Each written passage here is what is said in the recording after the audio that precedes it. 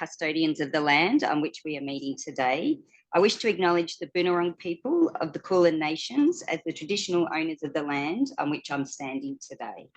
I recognise their connection to country and role in caring for and maintaining country over thousands of years. We pay our respects to elders, past, present and future, and extend that respect to all Aboriginal and Torres Strait Islander peoples joining our workshop today. So the Victorian Falls Prevention Alliance is hosting this workshop today. This is the fourth seminar which the Alliance has presented. And the Alliance was formed in 2021 and is overseen by a committee with representatives from 3 Victorian research translation centres, the Melbourne Academic Centre for Health, Monash Partners and Western Alliance. And they came together to form the Victorian Falls Prevention Alliance. The 3 Victorian research translation centres represent health services and health and medical research institutions across Victoria. And they are committed to leading initiatives and accelerate translation of research into clinical care to deliver improved outcomes. So today's session is a hybrid event. We've got people online and you wonderful people in person. We do have a poll for questions. So if people either in the room, you can put your hand up and ask questions, or those online, if you can submit your questions via the poll. In regards to housekeeping, the toilets are just at the back of the room. Just a reminder for everyone to turn their phones onto silent. We are aiming to break for a short morning tea break, and we'll be having 7 speakers all up, and we'll be finishing by 12:30. And yeah, so we might get into it. So the first speaker is Brett Morris from Safer Care Victoria. Brett has extensive experience working in government and in healthcare improvement. He's a registered nurse and has completed a master's in public health. The Continuing Care Learning Healthcare Network at Safer Care Victoria brings together consumers, clinicians and researchers to improve safety and quality of healthcare experiences and outcomes for people with complex and long-term healthcare needs. So Brett, if you'd like to come up.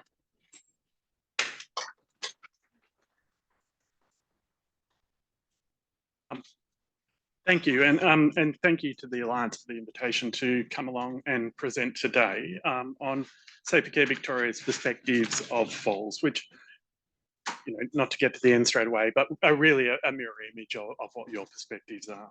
So I'll also acknowledge the traditional owners on the lands on which we're meeting and pay my respects to elders past and present, and also to elders of lands on where people are dialing in from at home. So Safer Care Victoria is Victoria's lead quality and safety agency, and we work in partnership with regulatory bodies, safety authorities, the Department of Health is the regulator and funder of hospitals, as well as with health services, clinicians and consumers to continually strive to improve outcomes for people who are attending Victorian hospitals. Clearly, by the attendance here today and the people online, falls is an issue that's dear to the heart of lots of people, you know, across the health system as well as for consumers, not least of which because of the significant impact they can have on people when they fall and the resulting change to their function and ability to live independently. So Safer Care Victoria is somewhat in a unique position where we work with health services to identify where there might be opportunities to improve and change, and we bring our improvement methodology and our expertise and support to help them bring about change in their local health service. We see, so from our perspective, there's what we really look for in the system is variation. And variation is important in a quality improvement sense because variation not only identifies where things are going wrong, but they also identify where things are going well. And as improvement specialists, that means that there's opportunity for us to think about how we can support services that aren't doing as well to start to implement changes that might support them to improve the care that they're delivering.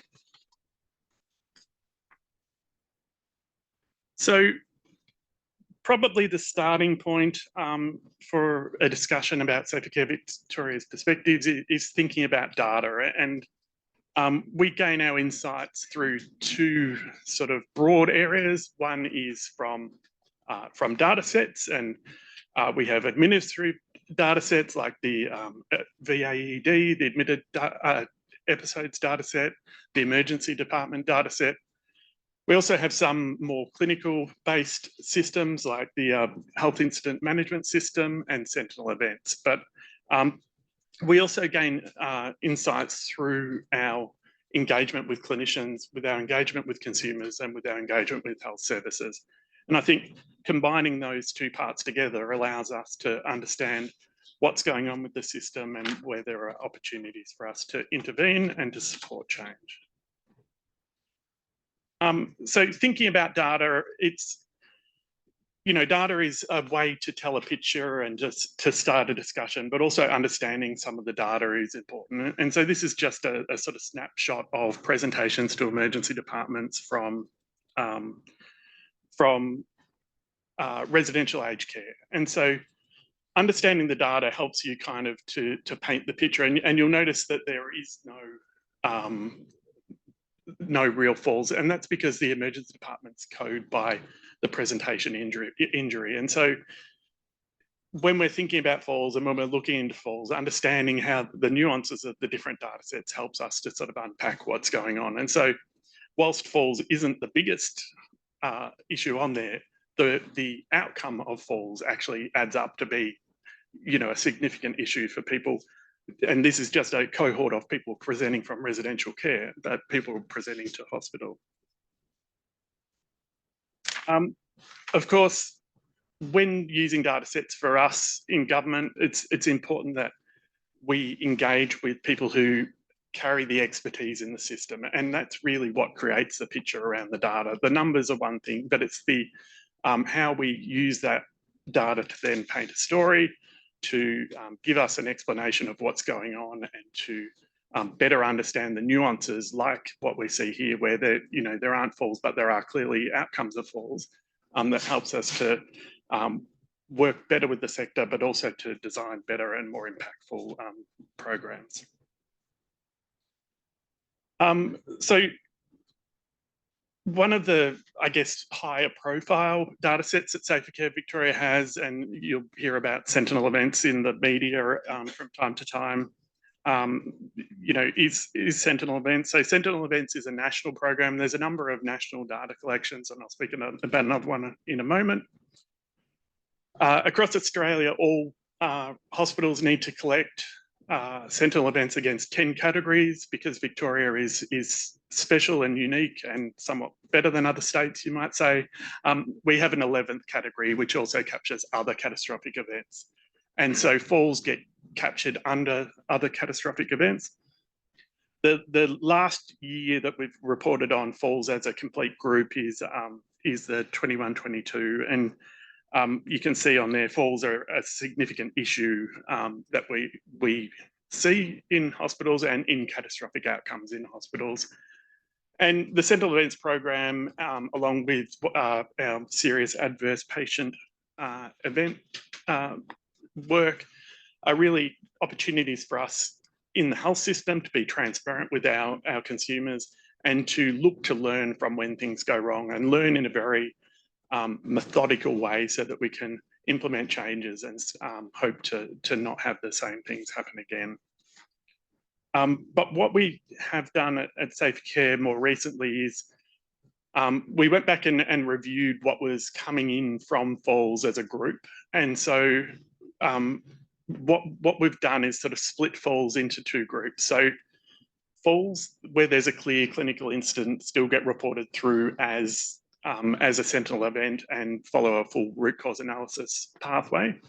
Falls with the catastrophic outcome where there's not a clear clinical outcome we're recommending that people follow the Falls review tool, which really guides health services to have a methodical way of reviewing and looking for the root causes of their falls, but without the need for the resources involved in having a full root cause analysis panel. And so that then allows a more timely collection of data which can feed into falls committees and can support health services to then think about how they can feed that information back to people providing care at the bedside. So I'll speak a bit about hospital-acquired complications, which probably isn't the most exciting topic, but does present us with a bit of an opportunity that I'll put forward to you towards the end. So hospital-acquired complications, again, are a national set of data that's collected across all hospitals, and they're complications where experts and the literature have said that clinical risk mitigation strategies may reduce, but not necessarily eliminate the risk of that complication occurring. So we've got 16 hospital-acquired complications, one of which is fall with significant injury. And significant injury is measured, I guess, in inverted commas, as either a fracture or a head injury. And so hospital-acquired complications are picked up in the coding after the admission. So when your coders are going in and working out the DRGs and what the costings of that hospital admissions are, then they also pull out the hospital-acquired complications from the notes that clinicians write. And in that, they'll identify that there has been a fall and that there has been the other coding as well, which will be either a fracture or a head injury. So falls are becoming increasingly important in health services because there's changes to the way that hospitals are funded that I'll touch on in a moment. So this is just a snapshot of what we see at the system level of the risk-adjusted separations of falls. So it's the raw numbers of falls across the Victorian health system. It's a rolling 12-month total, which just for statisticians, I'll be able to give you a better explanation, but it basically just makes the data flatter. So it doesn't sort of jump around as much. And as you can see, you know, the falls that meet the definition of a hospital-acquired complication remain incredibly stable. So we're looking at around 500-ish falls per year in Victoria that will result in a significant outcome to that person. So I'm sure most clinicians don't think about things like the National Health Reform Agreement, but hopefully you'll see this as an opportunity for change and an opportunity to engage both in your health service, but also an opportunity to engage more broadly with your consumers, but also with other health services and with groups like Safer Care Victoria and the Falls Alliance. So recently in Victoria, we've implemented the funding adjustments that are required as part of the National Health for Reform Agreement, which essentially means that if an admission has a hospital-acquired complication, that when the coding is done and the codes are submitted for NWAL, you know, for funding, that for separations where there has been a hospital-acquired complication, that there will be a pullback of some of the funds. And so depending on the complexity of the case, and so the complexity is important because it changes the amount that gets pulled back from the admission, that will result in health services essentially losing some money for the admissions where there is a hospital-acquired complication. So what that presents to us as clinicians that are interested in falls is that, you know, it's a very opportune time for us to start engaging our executives in a discussion around, well, you know, there's a real measurable impact that we might be able to make by providing better care to people in our health services. So this is our priority areas for Safer Care Victoria going forward for the next couple of years. So we're looking at doing 4 streams of work. One is reducing hospital-acquired complications. We're looking at reducing potentially preventable admissions, improving medication management, and reducing low-value care. And low-value care is low value to the individual.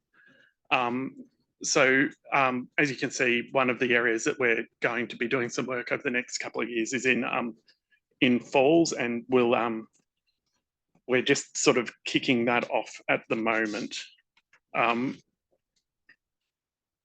So our framework for how we work with health services and the community and consumers is really as part of what we call a learning health system, and it's bringing together the key parties, including regulatory bodies and researchers and people working in health services and people who use health services, to set priorities and to start to design what changes might look like locally so that we can deliver measurable improvements in outcomes for people who use our services.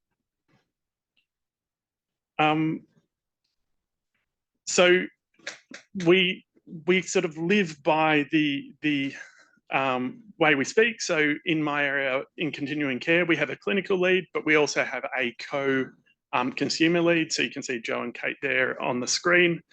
And the way that we're planning on taking forward our work, which will encompass Falls, will be under what we call the age-friendly health system, which is an approach put forward by the Institute for Healthcare Improvement in the United States. And that's where we look to design care for older people around what matters for the older person. So designing care that aligns with their goals, and then looking for the interplay of how medications and their cognition might impact their mobility. And so looking to intervene in falls or mobility by looking at the whole person and designing care around the whole person.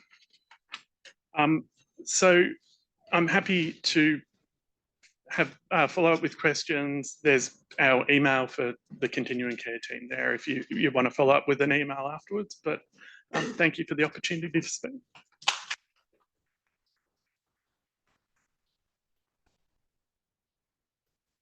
Thank you, Brett. I think Brett will be joining the panel later. Is that right? Yep. So we'll have an opportunity to talk further with Brett then. Unfortunately, Mel is unwell. So Melanie Haley is unwell. So we will be hearing from her. She has recorded her presentation. But yeah, unfortunately, she won't be here in person. But just to introduce Melanie, so Melanie Haley is an APA titled gerontological physiotherapist with over 20 years of experience working in the public health sector in Melbourne. Melanie completed her Bachelor of Physiotherapy with honours and Masters of Gerontology at La Trobe University. She has experience working across the continuum of care and is currently a clinical lead grade 4 physiotherapist in aged and complex care for Eastern Health in Melbourne. Melanie is the chair of the Safer Care Victoria Hip Fracture Community of Practice and is on the advisory committee of the Safer Care Victoria Continuing Care Learning Health Network. Melanie has a particular interest in falls prevention and is the outgoing chair of the Eastern Health Falls Prevention Committee. So I'm hoping this works with... Hi everyone, my name is Mel Haley and I'm a physiotherapist at Eastern Health here in Melbourne.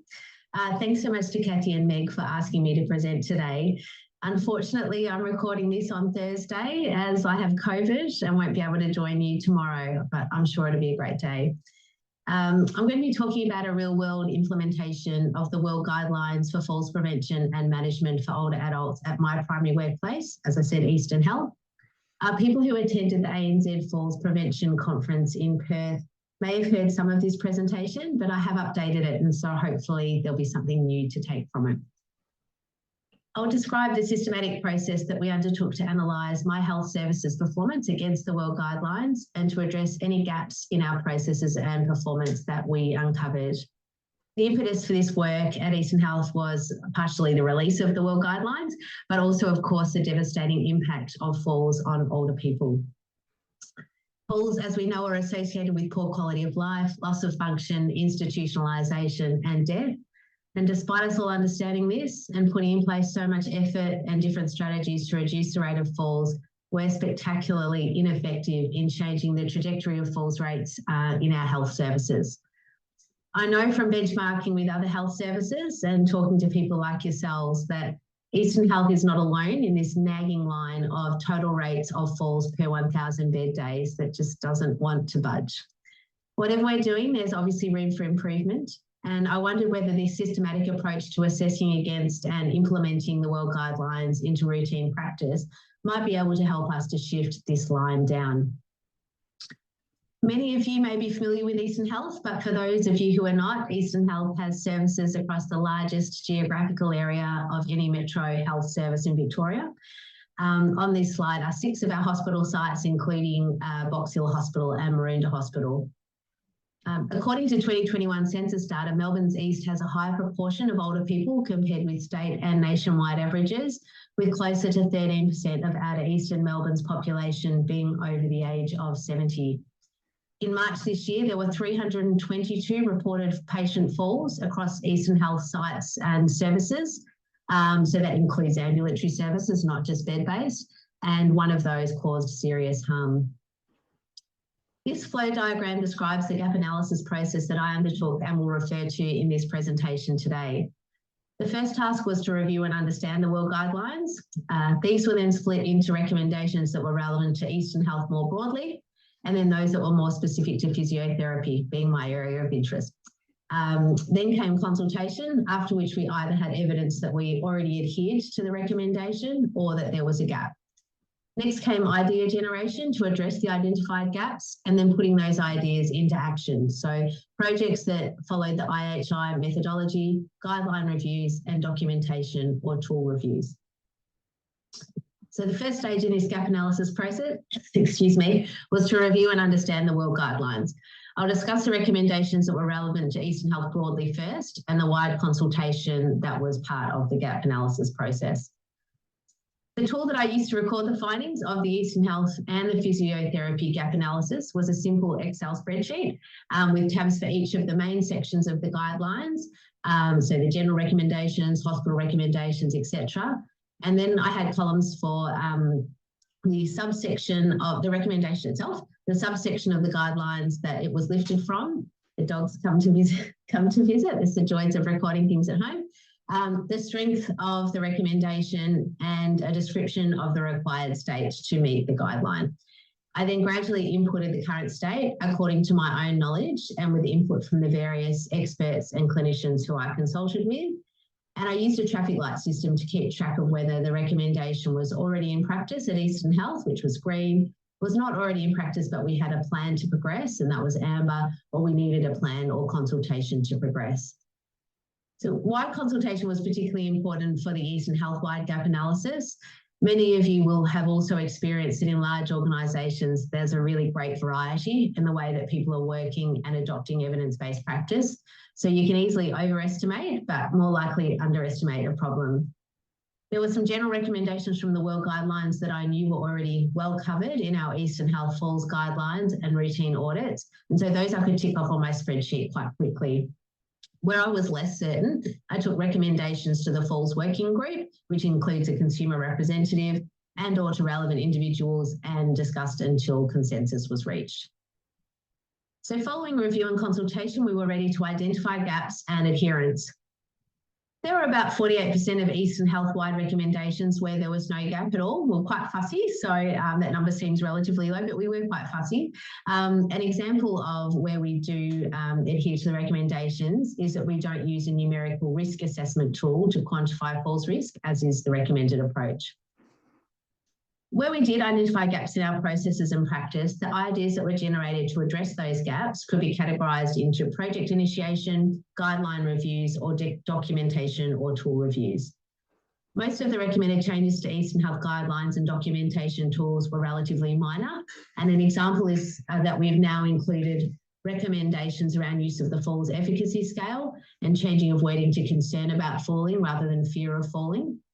Now, any changes to guidelines have been implemented and the updated Eastern Health guidelines are published for staff to use. But there were also some gaps where a relatively simple guideline or documentation change wasn't considered adequate, and the need for a quality or research project to better understand the gap and put in place interventions to address the gap was instead called for. We arrived at 4 key projects to either address a known gap or better understand the current situation where our performance was not well known. And this included delivery of falls prevention-based exercise for community dwelling older adults that was 3 times weekly or more and for 12 weeks or longer. And I haven't found anyone who is actually delivering on that yet in the public health system. Falls risk assessment and multi-domain interventions for older adults with Parkinson's disease, identification and management of falls risk increasing drugs, and tailored education on falls prevention for all hospitalised older adults over 65 years of age and other high-risk groups. In the interest of time, I'll speak to just one of these projects. So to help us to better understand our current situation regarding assessment and intervention for people with Parkinson's disease who present to Eastern Health Services, an audit of 466 presentations was conducted for people with Parkinson's disease from September 2022 to March 2023. The findings from that audit include that 26% of patients with Parkinson's disease who were presenting to inpatient services were admitted with a fall and 6% with a fracture. Across acute, subacute and ambulatory services, those who saw physiotherapy, 16% of those patients were asked about freezing of gait and 50% were asked about falls history over the previous 12 months. I was very concerned about that second one, but apparently, again, very, very strict. And if the falls history was questioned for a shorter or a different period of time, that was considered a no. So I'm hoping that number was slightly higher. 25% of those patients had a gait speed assessment. Only 6% of patients were referred for ongoing services on discharge. Only 2% were referred to the movement disorders program on discharge. Remember, they may have presented with something other than their Parkinson's disease. It could have been something that was in their history, relevant history as well. So based on these results, a project team of neurological and aged and complex care physiotherapists will be creating a training education package for staff that's going to be rolled out this year. And then the plan is to re-audit this one after that has occurred. So moving on to the physiotherapy specific recommendations, we have about 240 physiotherapists working at Eastern Health. And for the gap analysis of recommendations that were specifically related to physio, I followed a very similar process to that which I've described above, including working collaboratively with our physiotherapy senior leadership team to better understand the recommendations and any gaps that we uncovered.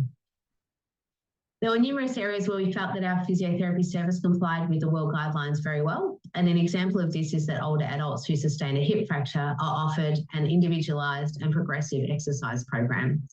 We have a routinely audited guideline at Eastern Health that ensures that we follow the hip fracture clinical care standard. But there were 4 key areas with gaps that we felt required addressing, and these were in relation to routine assessment of balance, including assessing gait speed for predicting falls risk, providing appropriately challenging exercise interventions to prevent future falls, providing advice about physical activity and maintaining mobility for patients at a lower risk of falls according to the algorithm, and promoting exercise training in care homes and offering exercise programs to community dwelling older adults with cognitive impairment. In our physiotherapy gap analysis, the strategy to address the gaps identified was through project work. And in the interest of time, I'll briefly describe just one of these. So we did a project on assessment of balance. We were delighted to receive and accept expressions of interest from over 20 physiotherapists across our Eastern Health sites and areas. And once we had that project team, excuse me, we split into subgroups, which were acute, subacute, and ambulatory. We used a quality methodology for the project that's endorsed by Eastern Health and very closely resembles the Institute of Healthcare Improvement, IHI methodology. So in order to better understand our current situation around assessment of balance, it started with a 4-step process of GEMBA, or go see what's actually happening, auditing, mapping our processes and seeking feedback from our consumers. So findings from our investigation into balance assessment included that there was a great variation in practice across settings. People thought that they assessed balance routinely, but that wasn't supported by what we observed in GEMBA and saw in our audits. Of those who were seen by physio during their episode of care, 64%, and these were patients that had fallen, so they'd either been admitted due to a fall or they'd fallen during their episode of care. Only 64% of them had any evidence of a balance assessment at some point. And there was minimal reassessment of balance. So when it occurred, it usually occurred as a one-off. And whether a balance assessment was conducted was sometimes greatly influenced by the tools that were embedded in assessment form. So a bit of an absence of clinical reasoning from what we could see. In the interest of time, I'll focus on the subacute setting, where a limited audit saw that 84.6% of patients who had fallen received a balance assessment during their episode of care. So better than the overall number. But gait speed, which is recommended in the World Falls Guidelines to help discern between low and medium to high, low and medium to high risk fallers, was rarely measured, and particularly at discharge. So it was rarely measured full stop, and it wasn't measured at discharge. So the goal that was decided on by the subacute project team was that at a minimum, 100% of patients in the subacute setting have a gait speed assessment for those who are ambulant, and a DeMorton mobility assessment for those who are non-ambulant at both admission and discharge. And of course, clinicians will be free to choose if they wanted to add extra balance assessments and outcome measures to those two minimum requirements. So in the subacute setting, interventions included staff education, creation of posters containing outcome measures with normative values. That's what's on the screen here. Allocation of champions and creation of progress note templates to increase completion rates of outcome measures. Now, we've run an audit since our rapid PDSA cycles, and we see that there's still work to be done. While we'd hoped for 100% of patients with either a DeMorton Mobility Index or gait speed assessment as appropriate at admission and discharge, we instead had 76.7% on admission, which was too bad, but room for improvement, and only 43.1% on discharge, which we're really disappointed with. So what we're going to be doing is running some further analysis and PDSA cycles to increase these numbers, particularly the discharge one. We did find that for the patients that we audited, for those who fell, 97% of those had evidence of some balance assessment during their episode of care. So this was a slight improvement on baseline, but it wasn't our main goal for that particular setting. We are optimistic we're moving in the right direction, however, and this is a quote from one of our subacute physiotherapists, was that, "I enjoy sharing the results with clients, comparing admission to discharge. Though not always an improvement, it's useful to reflect on the reasons why and whether there may still be further potential for gains. Overall, the Balance project has given me that push to be consistent in the use of these balance outcome measures, and it feels very automatic now," which is great for her, but it sounds like we need a bit of work to get that feeling for some of her colleagues. So that's just a brief snapshot of some of the work that we've done at Eastern Health to investigate our performance against and implement the World Guidelines. And of course, the ultimate test is going to be whether this systematic approach to implementing the World Guidelines will see us have a greater systemic impact on our overall falls rates across our sites and services. I did want to mention that following on from this work I conducted and have sort of been working on, I'm now going to be exploring it in greater detail as I'll be commencing my PhD full-time very soon, which is very exciting. And the title of my PhD will be Implementation of Falls Guidelines to Reduce Falls in Health Networks. And this was me dressed as a banana to help promote April Falls Month with one of my colleagues, Carrie, on this slide. I hope the rest of the day goes well, and I'm so sorry that I couldn't be there to join you. Excellent. So I'm a little bit biased because I'm from Eastern Health, but I can say what an amazing piece of work that Mel's taken on board along with her team. Something so practical, but the way that she's engaged the clinicians that are working on the floor, everyone's really invested in it, which they need to be to tackle the issue of falls. So next I'd like to welcome up Michelle Calisaya.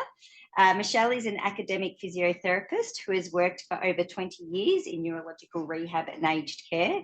Her research aims to improve the health, function and well-being of people with dementia and other neurological conditions. She's been awarded over 28 million in research funding and has published over 165 research articles. She leads a $1 million medical research future fund grant, the right to rehabilitation for people with dementia, tackling stigma and implementing evidence-based interventions. She has contributed to the recent World Health Organization package of interventions for rehabilitation, dementia chapter, and is the co-chair of the International Physiotherapy Dementia Special Interest Group. Thanks.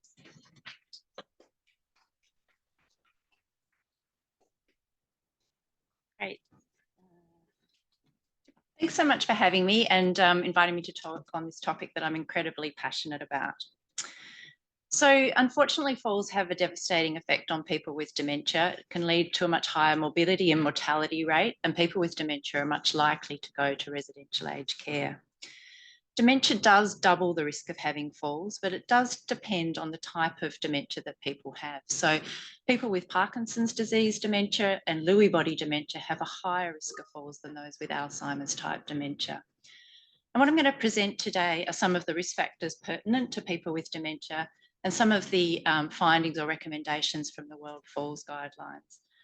But what I'd like to do is also present some of the work that I've done over the last 5 years that I think will help us prevent falls in people with dementia. And I'd just like you to now just take a moment to imagine that you're working on an orthopaedic ward. Doesn't matter what profession. Imagine you've been asked to go and see someone in room 4 and you go and look in their notes and the physio saw them at 4 p.m. yesterday.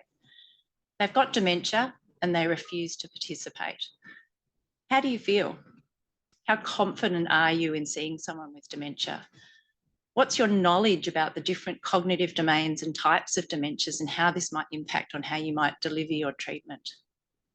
What are your unconscious bias potentially about people with dementia in general? Do you think that they can engage? Do you think that they can improve?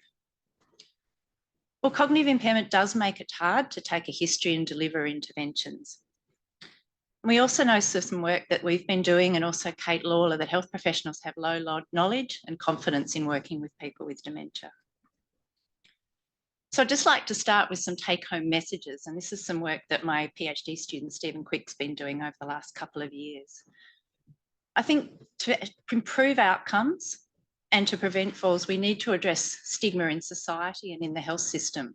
There is therapeutic nihilism about people's ability to improve and engage, and it means that they're less likely to receive rehabilitation. We need to change that stereotypical picture of people with dementia. It's not just people who live in nursing homes and are at that end stage. The majority of people with dementia live in the community. And we need to change self-stigma. So people are embarrassed to go out. They have lower physical, cognitive and social activity, which can speed up their decline, and it leads to later diagnosis. And we know from the evidence that early interventions are more effective, particularly improving physical function and reducing falls. We need to not just modify the environment, but we need to modify ourselves. Perhaps 4 p.m. was not the best time to see that person. Perhaps they were better in the morning. Maybe they always have a nap at 4 p.m. We need more resources, we need more time, and we need to modify the way that we deliver our communication and strategies.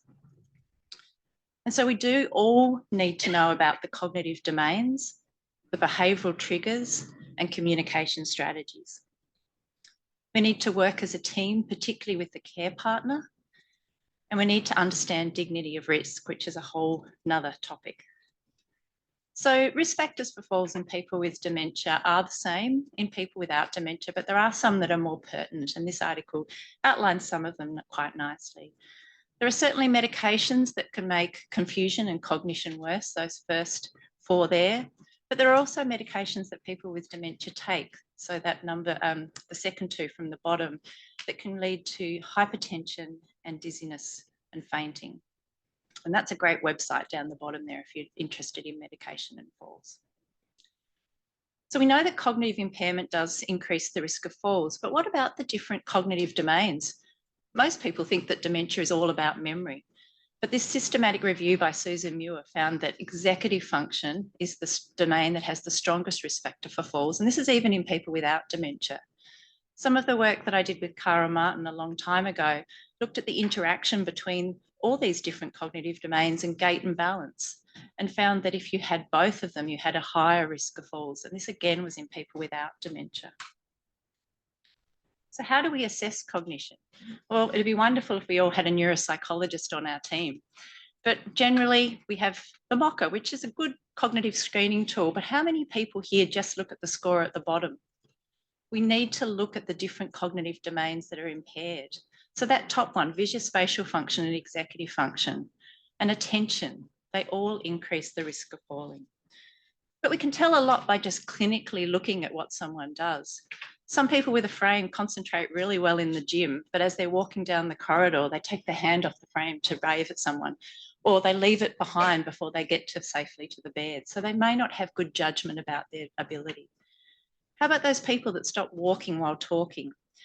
Maybe they're prioritising their walking, but maybe they're prioritising their talking at expense of their balance. And if you're an OT or a nurse, you probably know that people with dementia have a lot of trouble navigating in small bathrooms, and that might indicate problems with their planning or their visuospatial ability. And we all know those people that, despite reminding them to put their brakes on their walker, forget to do so multiple times, which can lead to unsafe practices. So what about gait? So gait is poorer in people with dementia. And this is some work that I did quite a long time ago now in people from a cognitive clinic. And so on the left axis, you can see walking speed in metres per second. And we know that 0.8 metres per second or less is a good marker of falls risk. What you can see here is that we've got people who have no cognitive impairment, mild cognitive impairment, mild and then moderate dementia. And the people with mild to moderate dementia on average walk less than that 0.8 metres per second in general.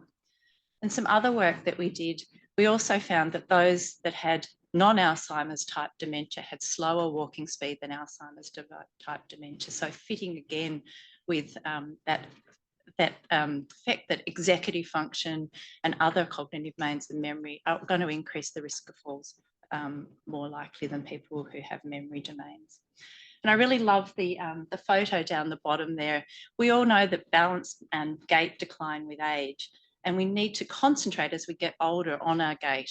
And imagine if you have cognitive impairment, particularly in that frontal lobe, you're going to have less capacity to cope with that poorer balance. I'm not going to cover behavioural factors because I think that's the topic of the next talk. Environment's important, but I'm just going to bring up two studies that I think are quite interesting. We often give people walking aids to improve people's stability. But with people with dementia, some people think that potentially it's a multitask and might increase the risk of falls. And so some work by Keith Hill and Angel Lee from Monash University, they asked informal caregivers of people with dementia who were using a gait aid and found that more than 50% of people were having multiple falls in 12 months, but more than 70% of people were not using the gait aid when they fell. 37% who used a gait aid hadn't received any professional advice on how to use it. And the carer had noticed that the gait aid use had deteriorated as the person's disease progressed. And so Angel carried out this. It was just a pre-post study, but it's really quite interesting. And it, I think, goes to that fact, can people with dementia learn and improve? And that, I guess, fact about therapeutic nihilism. So they carried out a 6-week physio with carer-supported home-based gait aid training and use something called error-based learning. So basically, we usually learn by making errors ourselves and learn from that. But with dementia, it's thought that error-based learning, when we don't want people to make an error when they learn, but also we use cues, but then space those cues so that they hopefully learn by having the pathways ingrained by just more explicit learning. And what they found over 6 weeks was that the physiotherapist rated that they had all improved and achieved safe gait aid use. 88% of them had achieved that. So what about the evidence for prevention? Well, this is just a really nice paper by Morag Taylor that just summarises the evidence for you, but I think it's just pointing out that we really need to think about building both physical and cognitive capacity and reserve as much as we can and as early as we can, as well as bone health. So what do the World Falls Guidelines say specifically about people with dementia? I think it does say there's strong recommendations that people in the community should be offered exercise. And I think what comes out of that is that that's going to be most effective in people with mild to moderate dementia. It's more effective in the community than residential aged care. And so again, we need to get in early.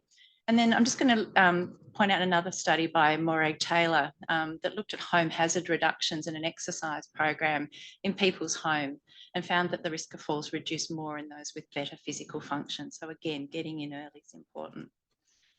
One of the other main recommendations is working with caregivers. And so caregivers can determine what to prioritise and what's acceptable.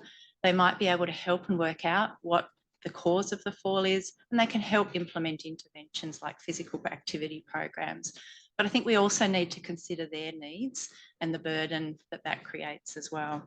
And if you work in hospital, you may have come across the top 5 approach, which again really involves carers, obtaining information, personalising the care, and having 5 strategies to keep that person safe in hospital.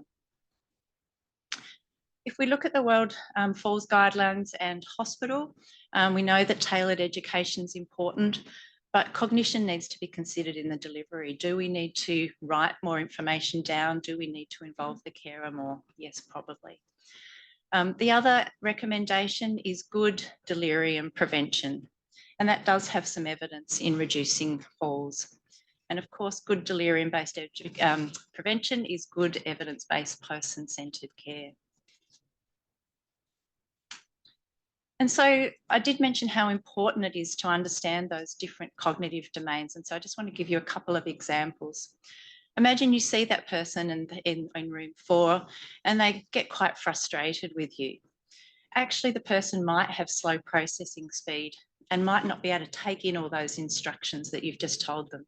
It can take 10 seconds for someone to take in the information, process it and respond. So giving simple instructions and giving the person time is really important. If someone has poor memory, we need to write things down and maybe use things like error-based learning. If someone has poor judgment about their ability, we need to use the environment. We need to train the carers more. If they have poor planning, perhaps we need to break up the steps and help them plan when they're going to do their exercise. Poor attention, we need short sessions and quiet environment. And they're just some very simple examples of how we need to change how we deliver the intervention. And so what are the take-home messages back to be? We all need to really be a champion for people with dementia. We all need to change stigma and we need to advocate for what our own profession can do. We need to be proactive. We need to get in early. And I don't know how many people have a physio in their cognitive clinic, but I really think there should be one. We need to modify what we do, and that includes the time that we have with people. We need more resources. And we really need to learn to be a bit more interdisciplinary. And so perhaps going back to our health service and getting the speech pathologist to come and talk to us about communication strategies, the OT about behavioural and cognitive strategies. Perhaps we have a dementia community of practice to work out how we can do things better. I think the other thing was from Simon Stevens' work, he found that students were being protected from seeing people with dementia on clinical placement. We need to expose people to seeing people with dementia so that they can learn and not forget to work as a team. So I'd just like to finish by just putting in, I finished early, great, by putting in a plug for the Introduction to Dementia Rehabilitation course that we have already piloted in 80 health professionals in Southeast Melbourne. We've had fantastic feedback on the course and now we're going to roll it out nationally. It's a self-paced e-course. It's 6 hours over 4 weeks. It'll start mid-July and cover a lot of the things that we've talked about today. So I'll just leave that up for a minute. Thank you.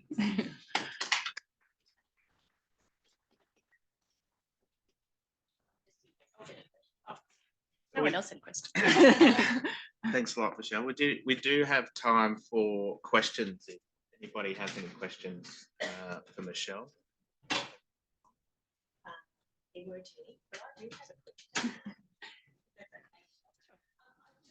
think one of the things that struck me is also the language when you talk that health professionals often use, like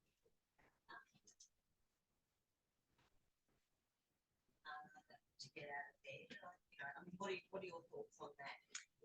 Yeah, look, I mean, I think I remember being asked, can people with dementia improve, or, you know, like there's so much stigma around, and I think lack of understanding about working out why that person might not be able to do something. And so I think language is really important. And, you know, I think Dementia Australia's done an enormous amount of work on looking at, you know, not using words like demented.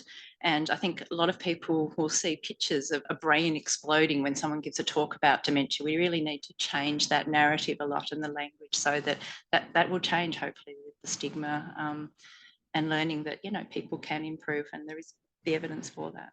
But yeah, I mean, I think the next talk is probably about change behaviours, and, you know, I think it's really working out and spending the time of why someone might not want to get up. Yeah. Michelle, there's quite a lot of perception that health professionals come in and say, don't do this, don't do this. I guess with that concept of the dignity of risk, for when you're involved in caring for a person with dementia, where do you see the line between allowing that person to make the decisions, to take risks that they want to be able to take, versus that don't do that, that don't do this approach? I think that's a whole hour, Terry. And I think it depends on so many different things. And I don't think it's a blanket rule for everything. So I think it probably depends on the actual activity or you know, thing that we're actually talking about. I remember one person telling me that they heard someone in the bed next door, don't get out of bed, you can't do this. And, you know, that puts fear into people as well. But I think it is a very individual thing that has to be talked with the person, with the person's family, and then I guess with the medical team. And I guess it depends on the extent of that risk as well. It's not my area of expertise, and I think it is really just a huge topic. And I guess there's that duty of care versus dignity of risk, which are two separate things. Any other questions? My question is about involving, you said involving the carer, particularly when their loved one with dementia goes into hospital. Is that, how's the best way to do that? So is that ensuring that the carer has the confidence to talk to hospital staff and say, hey, I want to be here and this is how my loved one behaves? Or is it more that it should be an expectation, the onus should be on hospital staff to initiate that involvement from the carer? I think so, because I mean, I think the care partner knows the person the best. They're going to know their strengths, their likes, their dislikes, potentially their triggers for any change behaviour, what works, what doesn't work. And so I think we do need to spend that time talking to them and working out, you know, often you will see on dementia wards or aged care wards, you know, behind the sunflower. I don't know if you've seen that. Some hospitals have that about what the person likes and how to best engage with them and the best strategies. So I think it is something that we should initiate. Yeah. All takes time, and we need to potentially advocate for more resources. We've got one question online, one more, sorry, about what is the best way to provide falls prevention education to people with carers?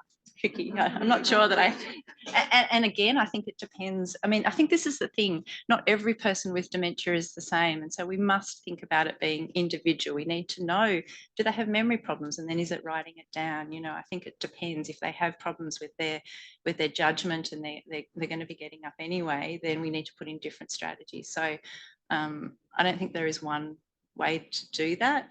But I think having more staff awareness as well is a really important part of that. Thank you very much for joining me and thanking. We're back on time and I'm doing my job properly. I'd like to welcome Sandra Giuliano. Dr. Sandra Giuliano is a Senior Research Fellow in the Department of Medicine, University of Melbourne. Dr. Giuliano researches in the area of nutrition and exercise across the lifespan, specifically to improve musculoskeletal health.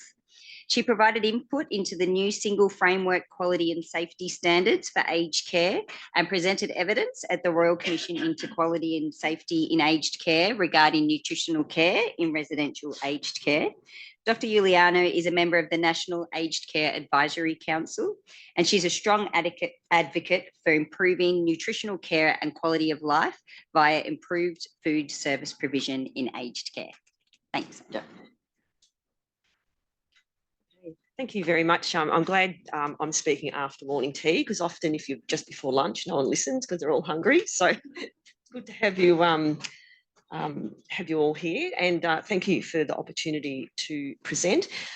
So I'm probably bringing a different flavour to falls prevention, and perhaps an area that we've not really considered. And hopefully the evidence I show you today shows that that good nutrition can also have a bearing on falls and fracture risk, and perhaps needs to be considered in that overall scheme of when we're trying to prevent falls. Now, there's so many reasons people fall. I usually fall because I'm out running and I've tripped over. I trail run, so I've tripped over something. But there are lots and lots of reasons people fall, and there's limited data on food and nutrition as a prevention mechanism. So often food's hard to research because it's food. It's easier to give someone a tablet than it is to give them food. So often it's perhaps overlooked as an area of research. So the data, you all know this, what I'm highlighting here is the vitamin D story. It has been demonstrated in aged care setting, and usually because in aged care, they're vitamin D deficient. They're much better now, where about 70% of residents now have vitamin D.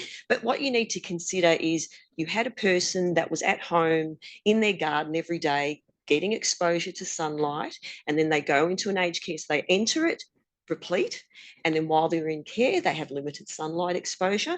And I did some work in Antarctica with the expeditioners, and we found that within 4 months, they were deficient. So I equate that to someone entering aged care. So while they were okay on entry, we need to consider potential supplementation. We don't get enough from food, so really supplementation is the only option. And the Sunbeam trial that demonstrated that exercise is beneficial and reduces falls in the aged care space, which is fantastic. Just to remind you, there has been some work that looked at sunlight exposure in aged care, and while the research is on, it was semi-successful, but once it completes, you then have to get staff to actually take residents outside, and there's always the risk of falling, and they don't want it, and much rather than sit in a chair and not move. So from once the project had finished, it wasn't successful anymore. So nutrition, what we look at, obviously protein, vitamin D, oral nutritional supplements, and food. Now, my work is a lot with food, and I prefer food than going with an oral nutritional supplement first. There is a place for them, and I've got some data to show when it's beneficial, but over the long term, generally we need to go back to food. So I'll just highlight the vitamin D story. Now, I always get concerned with meta-analyses because I don't think they give you the true picture of what's actually happening.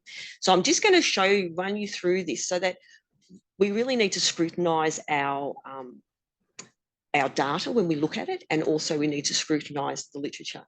So with this, we know that high dose is potentially almost detrimental. So when we look at this meta-analysis, I've just removed most of the trials because they're using high dose in terms of fall prevention.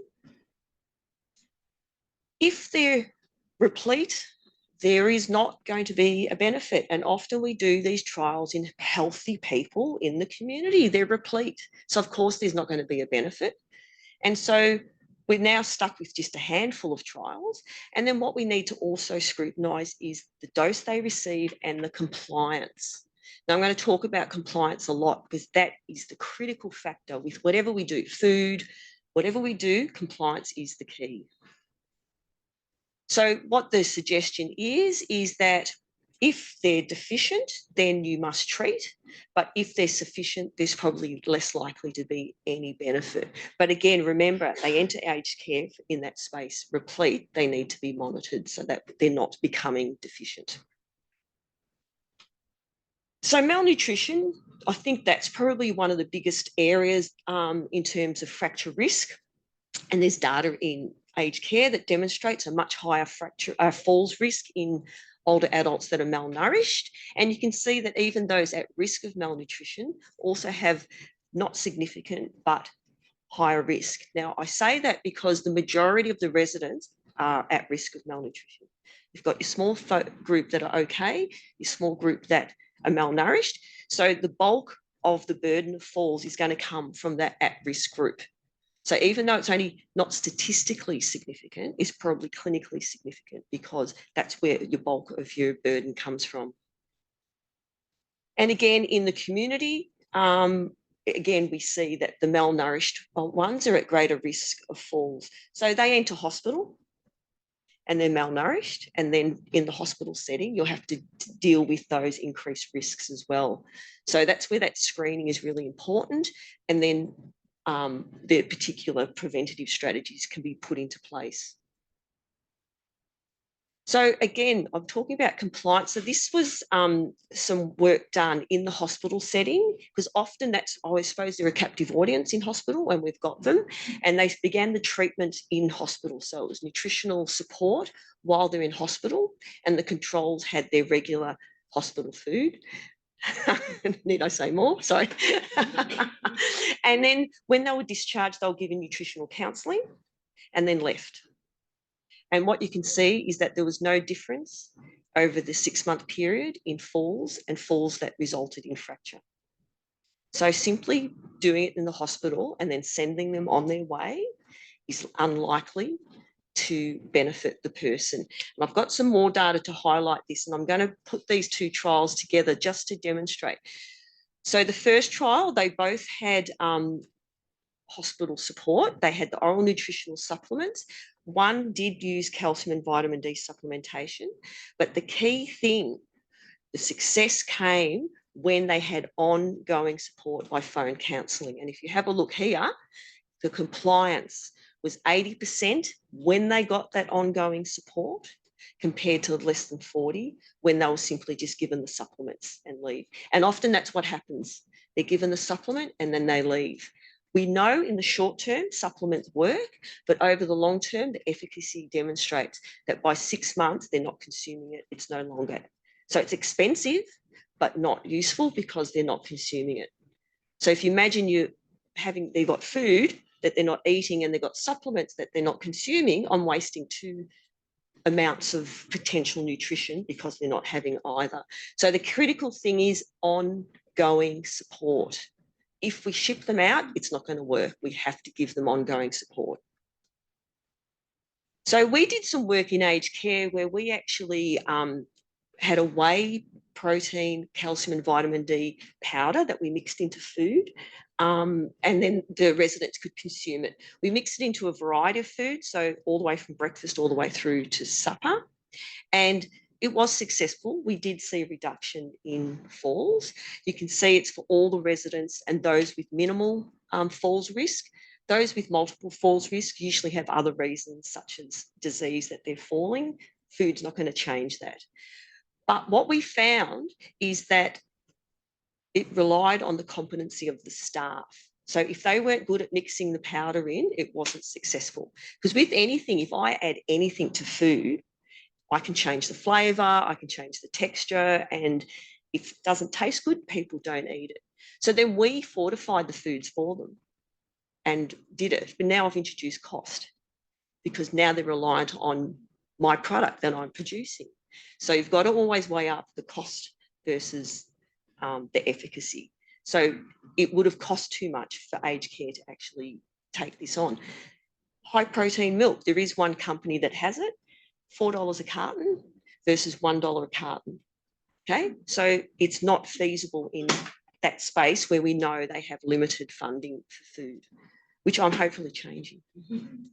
So I asked the question, if we've got a group of people that are nutritionally inadequate, and we found that in aged care, protein inadequacy and also calcium, if I use food and improve the food, could I reduce their falls and fractures?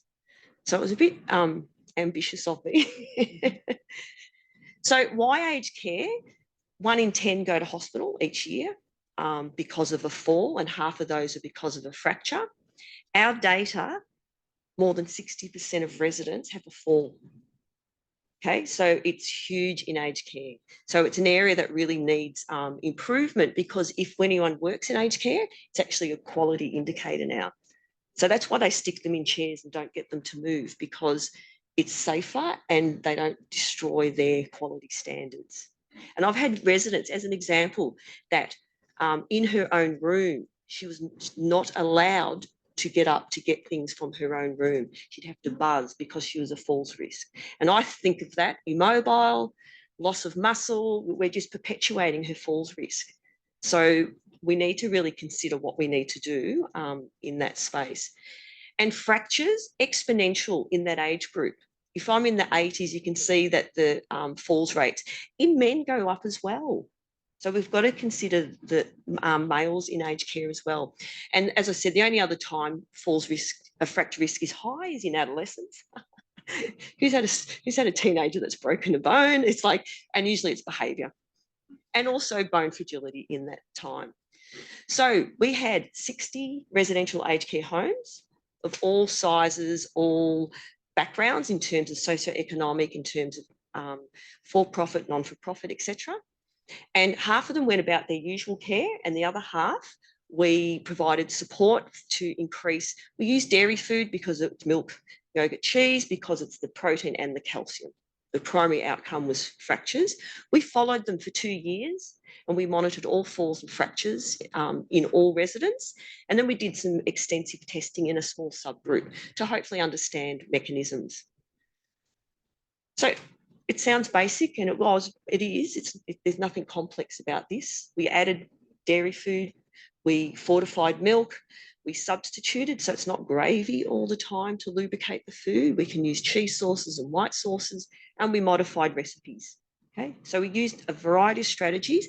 The strategies were tailored to the residents, what they like to eat, was tailored to the competency of the staff preparing the food, and also the facilities that they've got. Not all kitchens were the same. So these are the basic demographics. The key feature is that they were, you can see at the bottom, they were vitamin D replete. Probably wouldn't have been successful if they had have been vitamin D deficient. And you can see they're fairly old and high comorbidities and polypharmacy. All right, I'm just going to show you this because if you remember I've talked about compliance. The success of this was probably because of the compliance. So as you can see, over a 24-month period, the dairy consumption went up to 3.5 servings per day and stayed there for the entire 2 years.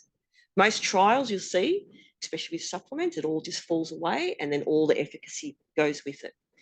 Their dietary calcium went up to the estimated average requirement of 1100, maintained for 2 years. Dietary protein went up to an average of 1.1 gram per kilogram body weight. So currently it was sitting on around 0.8 to 0.9, not quite the 1.2 they're suggesting in overseas work, but above our recommendation. And we didn't change energy content. The key feature is you can't keep adding food to get the amount of nutrients they need. We need to have high quality food. And that's what happens with supplements. If I give them a supplement, they don't eat their meal.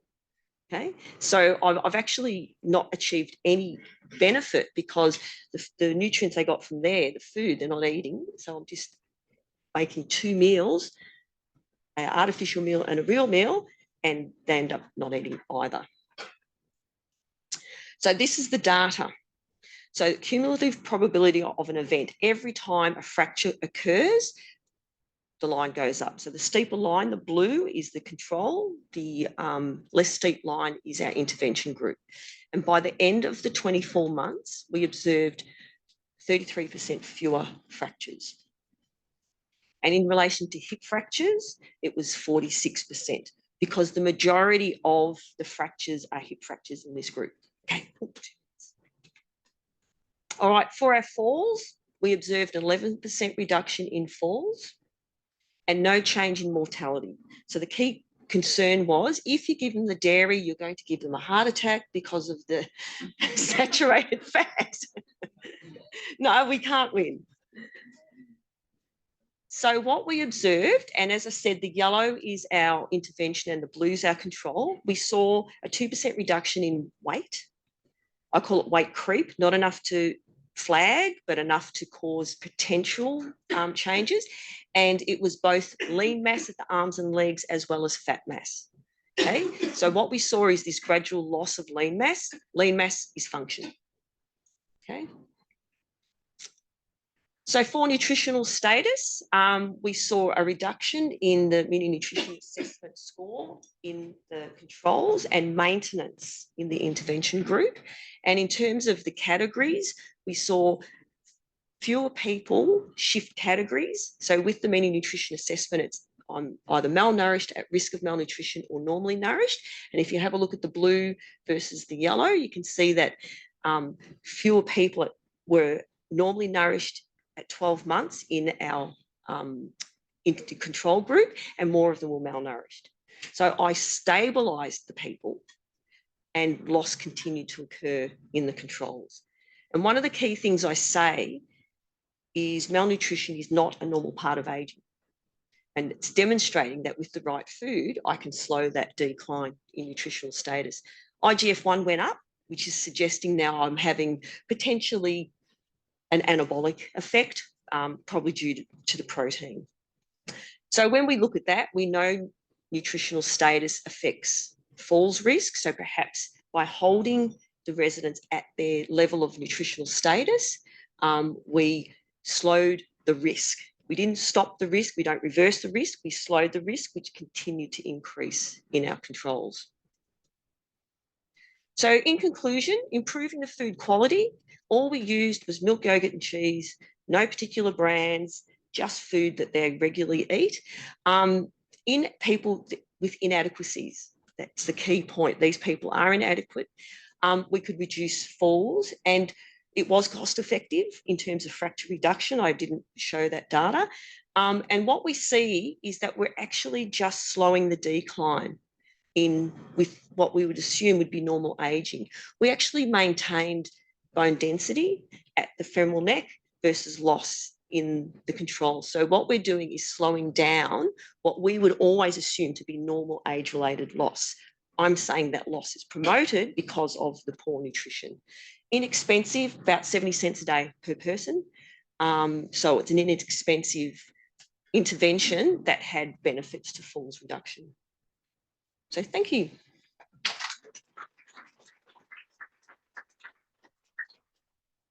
Before we have Sandra head off and have her muesli slice, we've got time for a couple of questions. I might kick off a question by asking, you mentioned compliance is key. In your studies, I think you had telephone coaching to facilitate compliance. The telephone coaching was in that one trial that I presented, which was post-hospital discharge. That's dietitians following up. In ours, we monitored food intake every 3 months. Okay. So do you have any suggestions as to the best way to facilitate compliance? Who, what, how?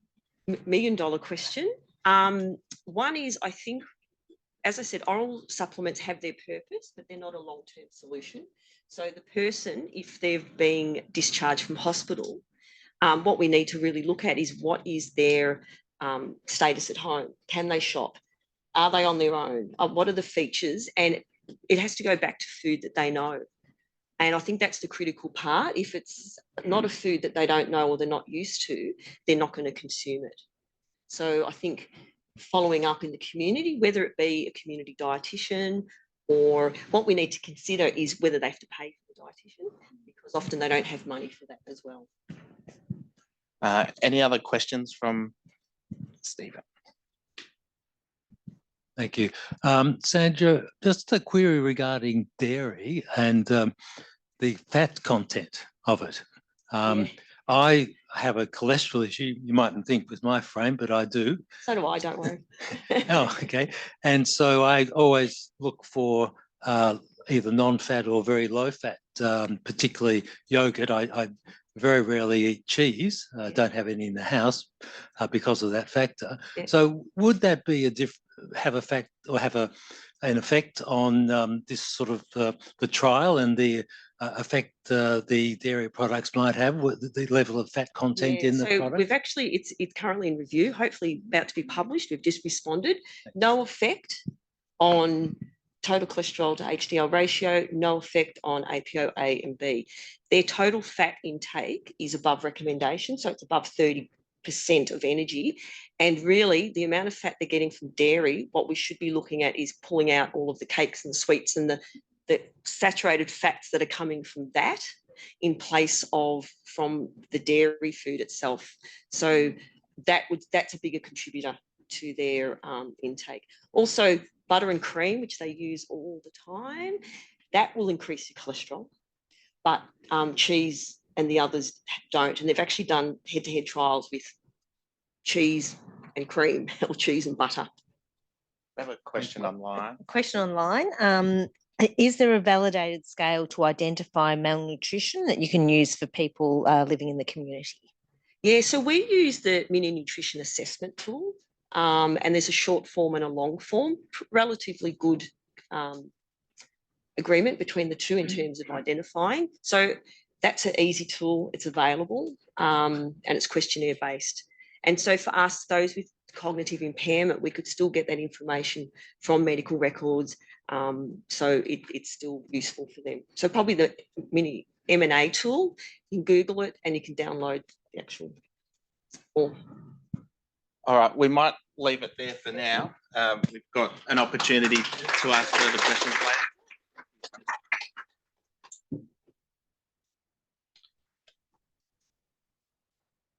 Okay, so I'm going to introduce Professor Terry Haynes. Professor Haynes holds the role of Head of School of Primary and Allied Healthcare at Monash University. He has a professional background in physiotherapy and health economics and has worked in research roles embedded within health services for over 15 years before commencing his current role in 2017. He has previously worked in conjoint roles between the University of Queensland and Princess Alexandra Hospital and between Monash University and Monash Health. Prof Haynes conducts research examining models of care for services provided to older adults. He has now published over 330 peer-reviewed manuscripts, supervised 25 PhD students through to completion and attracted over $75 million in funding, including a grant to establish the National Centre for Healthy Ageing. Thank you, Terry, and welcome.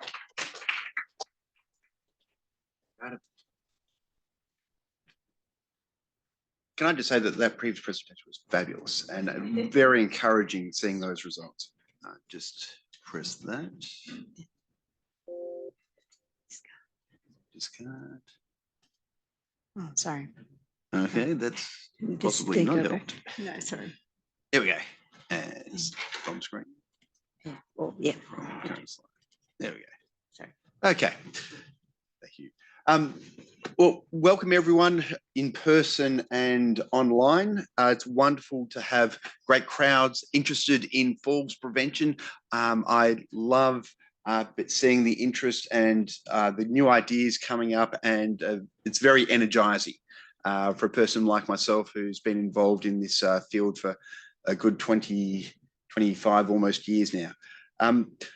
I'd like to talk to you today about one of the trials that I'm involved in at the moment, looking at bed and chair alarms and their use in hospital wards, and a term I've got up here on the slide, disinvestment, from them. Disinvestment is a term that implies that it's something that is already invested in, that we do commonly, and now we're looking at, well, what happens if we stop doing it or change how we do this? Before I get too far, down, there we go. Just a range of acknowledgements here. The funding body, NHMRC, this project wouldn't have taken place without a broad range of people from a number of health services around Victoria taking place. Also, I should acknowledge the intrepid Kelly Stephen and her partner in crime, Debbie Poo, who are the engine room of this particular trial. Use of alarms for preventing falls. Who's seen the movie Dumb and Dumber? The most annoying sound in the world. I was so tempted to include that clip. I didn't do it. I didn't want to assault your ears with that noise that Jim Carrey emits, but that was my first experience of bed alarms. The first time I saw a bed alarm was in 2004. And I remember hearing this noise. And I could not for the life of me figure out what was going on in the hospital ward. And I walked in, and lo and behold, there's this alarm that we're playing around with. This is the new thing. And it was quite an event. And, you know, back in the day, it was just a pressure sensitive mat and an audible alarm. And thank goodness there was a volume control on that alarm, because it allowed us to turn that noise up and down, and it got turned down pretty quick. But button again. Terry, I'm a slow learner. I'm drawing all over the slide.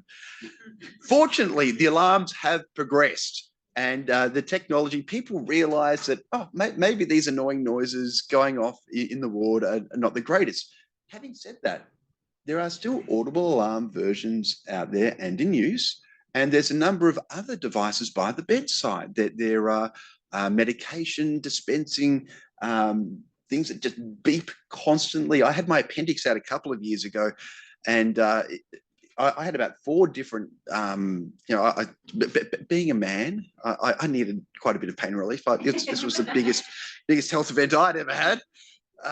But there was this noise pollution from all these machines, let alone the person in the bed next door to me who couldn't figure out that, you know, the TV volume was actually in that little handset, and you could actually put it near your ear to hear it, rather than having to put it on the other side of the bed and turn up to max volume so that everyone in the place could hear it.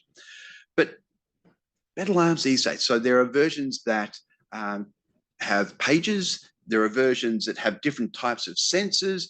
There's different integrations. There's different ways and makes and models to notify staff that isn't just the Jim Carrey noise. So thank goodness for that.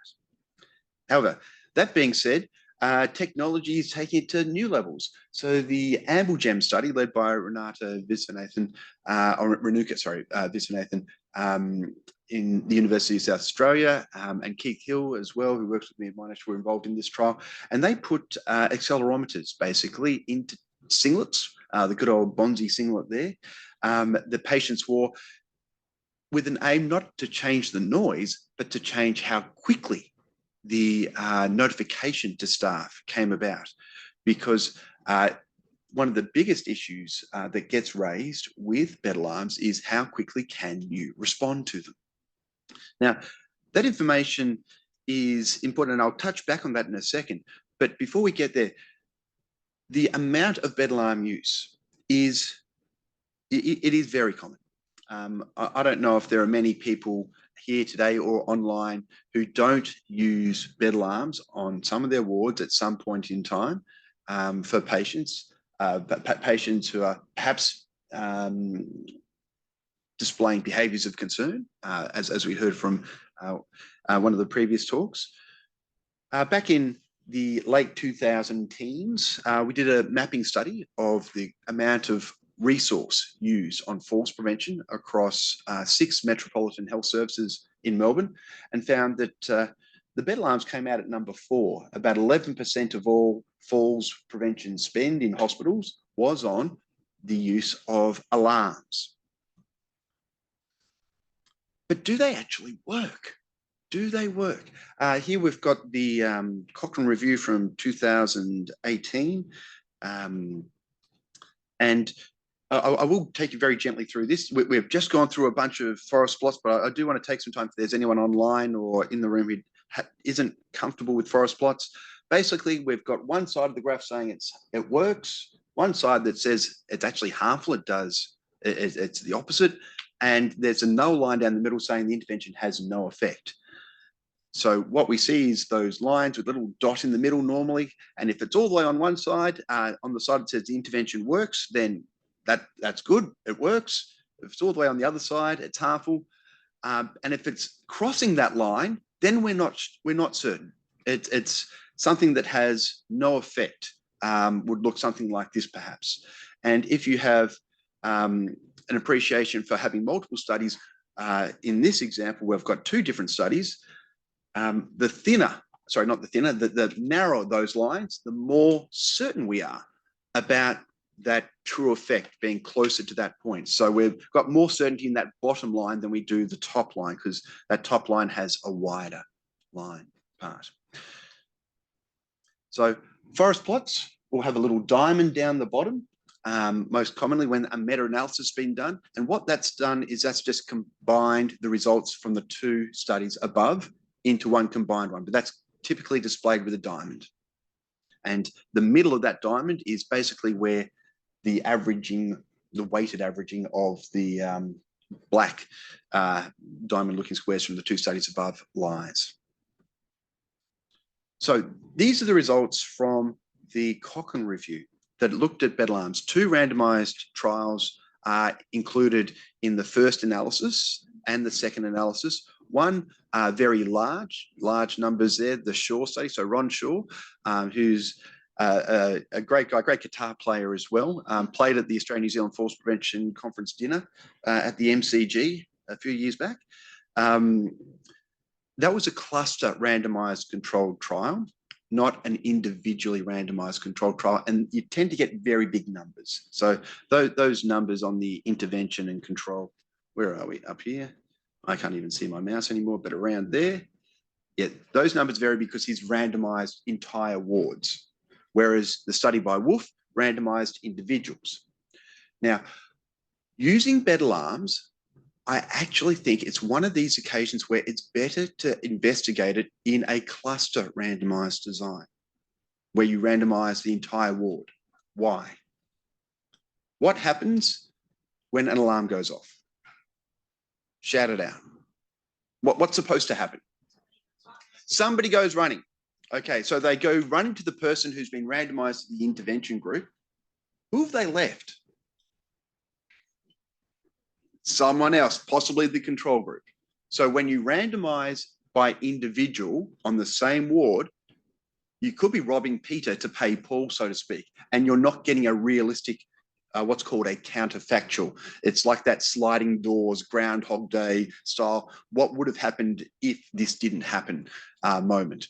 So that's why for betel alms, I actually think it's better to look at cluster randomized controlled trials as the way we consider where they were, because you're looking at the whole system. It's the ward is a busy dynamic system where a person does one thing, then the whole system gets affected by that. However, in this meta-analysis, what we see at the top here, the top diamond, that's looking at the rate of falls and the rate ratio there. And the Shaw studies indicating that it didn't seem to do much at all. Whereas the Wolf study is showing that, oh, yeah, it looks like it's done a lot. That diamond down below that tends to be close to the Wolf study. Now, that Wolf study is had less than 100 patients in it all up anyway. So it's not the biggest study I've ever come across in this field. Down below that, we have the number of fallers, or the proportion of patients who had one or more falls. So that's another way we can look at falls data. We can look at the rate of falls, we can look at the number of people who fall. And in this one, both of these studies are pretty much saying, you know what, there's not much happening here at all. So it was interesting, the very first presentation today, looking at, falls prevention as being one of the areas that the state government is interested in looking at. Down the bottom of the second last slide of that presentation was low value care. Are we looking at something that is low value care here or not? So why might they not work? We conducted an observational study. Natasha Brusco led this particular study, but other collaborators have been involved in work here. We've got Alison here today as well, who's involved in this one. Looking at mobilisation alarm triggers and how quickly people responded, how quickly staff responded. We found that overall, 52% of the alarms triggered were false alarms. We found that the average time it took to respond was 37 seconds, with the standard deviation of 92 seconds. So most people were pretty quick, but then some just took a long time. And And if the staff member wasn't already in the room when the alarm went off, it was over a minute on average. So if you think about a person who is particularly unsteady on their feet and they've stood up from the bedside and the alarm's gone off, how much time do you think they need to potentially have a fall? So this is one reason why it may not be working. It's not that the technology is failing, perhaps, but it is that the time it takes to get that response to the bedside is longer than what you actually need. You almost need an instantaneous response in some cases. And again, this is part of the motivation behind the AmbleGem study that was done in South Australia. So another aspect, another nuance, I should say, in the literature is that not everyone has been comparing lots of alarms to a small number.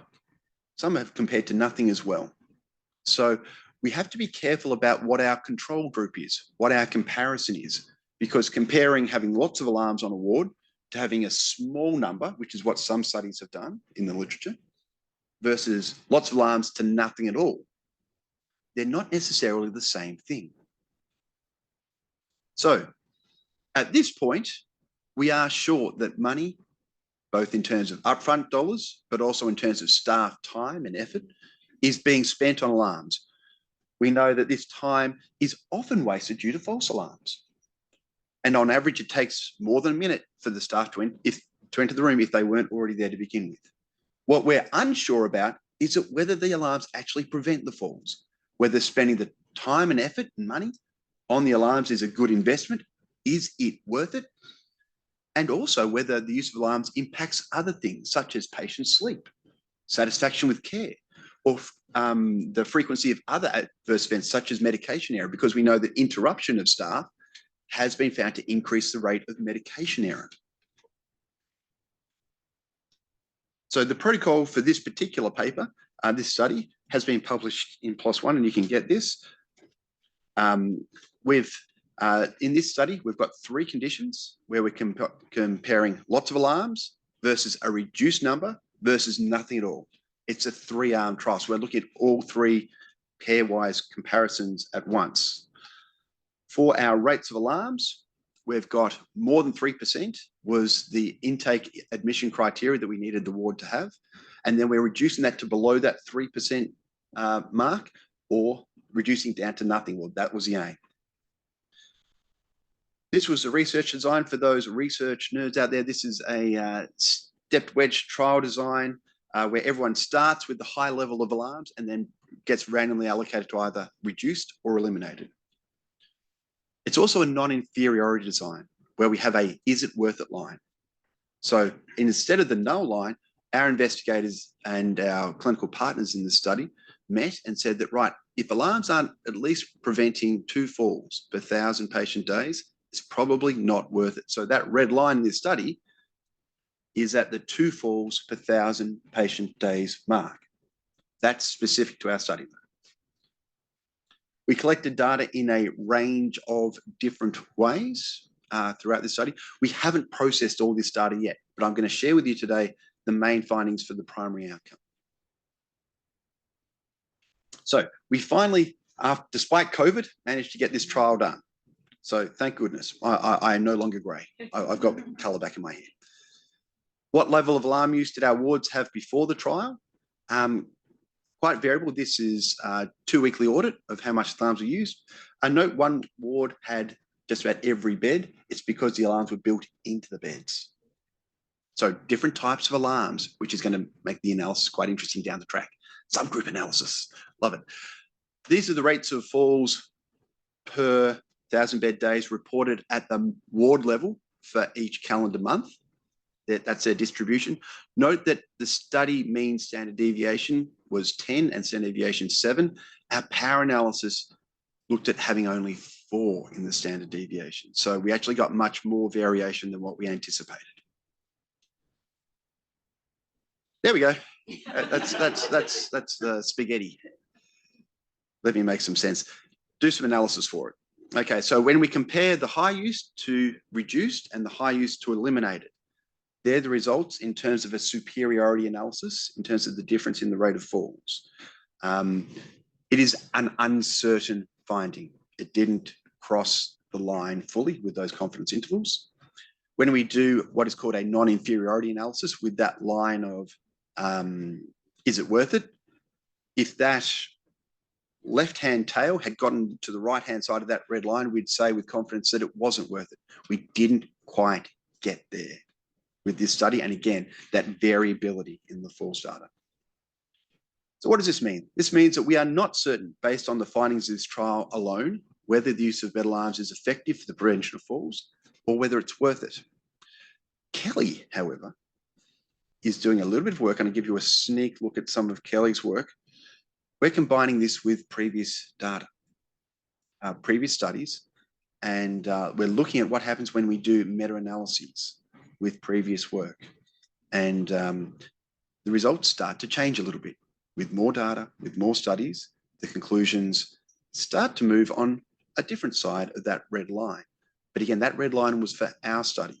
And whether other people think that that line of is it worth it?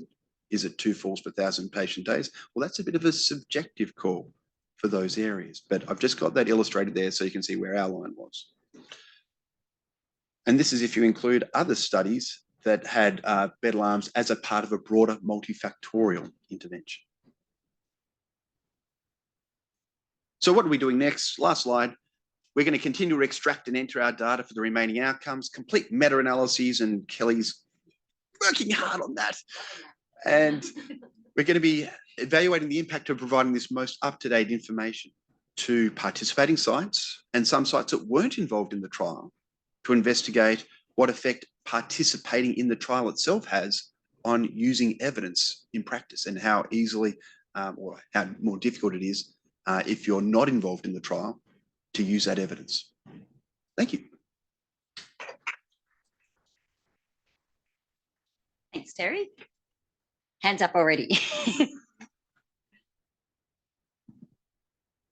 Thanks, Terry. I'm going to be a bit greedy and have 2 questions. One, you mentioned that, the speed is a problem. Do you think there are any other technologies that we might look at that might be able to predict people getting up earlier? Yeah. And the second one is, do you think there might be subgroups of particular types of patients that bed alarms actually might be useful? I don't know if you thought about that at all.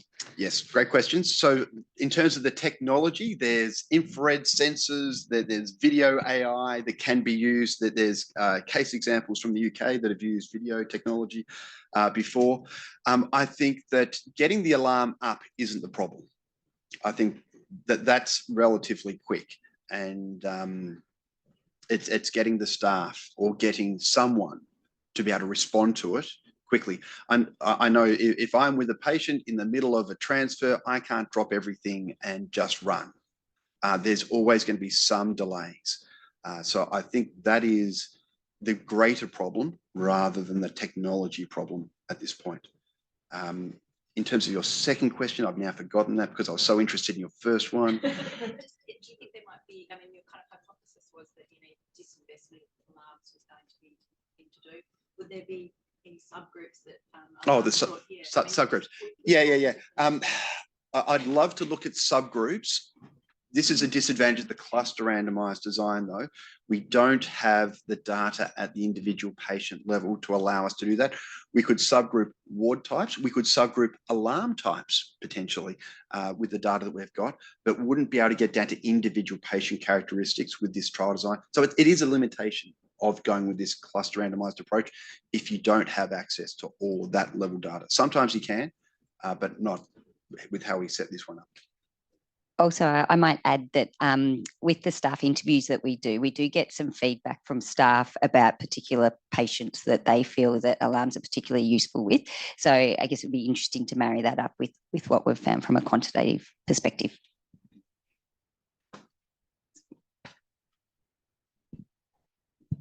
Thanks, Terry, for the presentation. There is some technology around that uses non-wearables, and they create alerts through SMS. So, there's no audible sound that's created, and there's a lot of privacy embedded in some of the technology now. But my question is, if the false alarms were reduced to an acceptable level or minimised totally, would that have an effect, do you think, on preventing falls and the non-technology side of the equation? Yeah, I think the issue of alarm fatigue with false alarms, I think alarm fatigue would be much greater. You know, just this is me hypothesizing here, would be much greater with a higher rate of false alarms. So if you had a lower number of false alarms, you would likely have less alarm fatigue. Will that lead to faster response times though? That's an interesting question. And would it be fast enough to actually prevent a measurable number of, a reasonable detectable number of falls? It's not just the prevention, it's actually taking some action quickly enough and making a decision on what that action should be. So avoiding long lies, if you like. Yeah, so the notification, and this is something particularly at night and in facilities that have low staffing levels. So there are functions of the alarm other than preventing falls, or potential benefits other than just prevention of falls, and preventing long lies is important because there are increased harms from prolonged lying on the floor. Have you done any studies? No, not on the long lie, no. We might just have one more question. Thank you. I was wondering if there were any benefits, I think you may have alluded to it, Kelly, if you're doing staff interviews of the people that did stop using alarms or reduce the numbers. Like, was there anything explored around? I'm going to hand this one to Kelly. Benefits, other benefits other than reducing falls. Yeah, sure. So Debbie and I, my partner in crime, are just halfway through visiting the 36 wards in total, when you combine the intervention and the control wards, to disseminate the results that Terry shared today.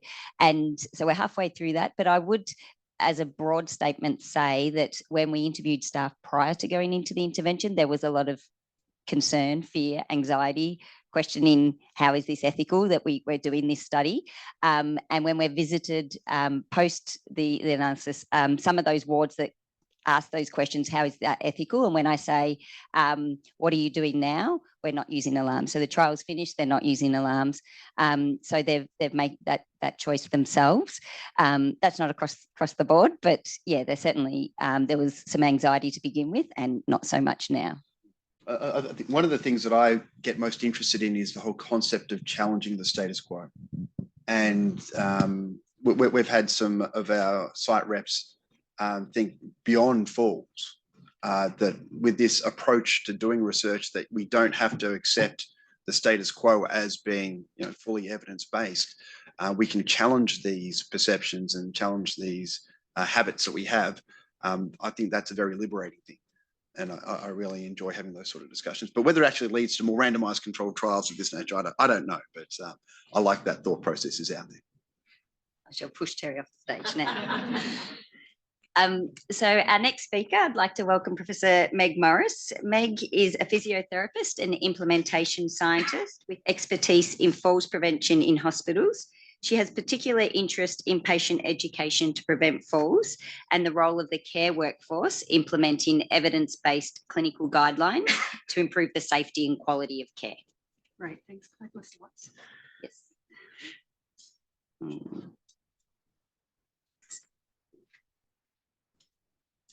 So it's just that one there, isn't it? Yeah. Right.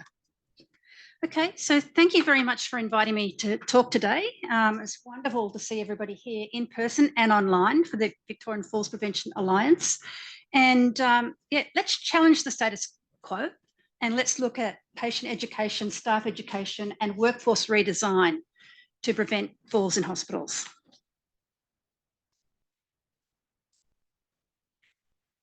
So the question that I raise is, why do we need to have workforce redesign? Because I think we keep doing the same thing over and over again and expecting different results. And I get frustrated when I see all the emphasis on things like bed alarms and chair alarms and sensors and so forth, when there is good evidence that, you know, clinicians, when well educated, can deliver really great falls prevention, and patients themselves can be educated to prevent falling. So I think that we need workforce redesign because falls are a persistent problem. Many do cause serious injuries and even death, and they increase length of stay. There's over 44,000 falls in Australian hospitals every year, costing Australia more than $1 billion. There's fractures, there's soft tissue injuries, psychological distress, even death.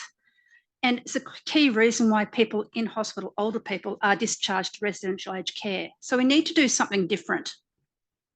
What we know is that health professionals, when they have sufficient time and appropriate training, can educate patients and families to reduce hospital falls.